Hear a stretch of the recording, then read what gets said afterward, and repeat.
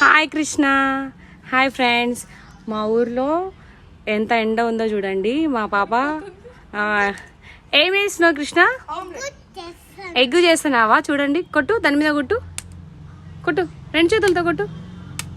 దానిపైన దానిపైన వేయి, వేసే వేసే వేసే, కొట్టు, పగలు కొట్టు,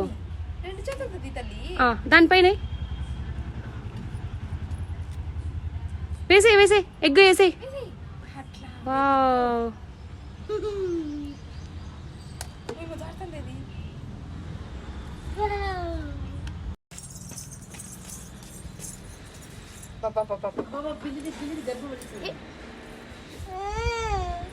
చూడు కృష్ణ, ఎగ్ అయింది కదా.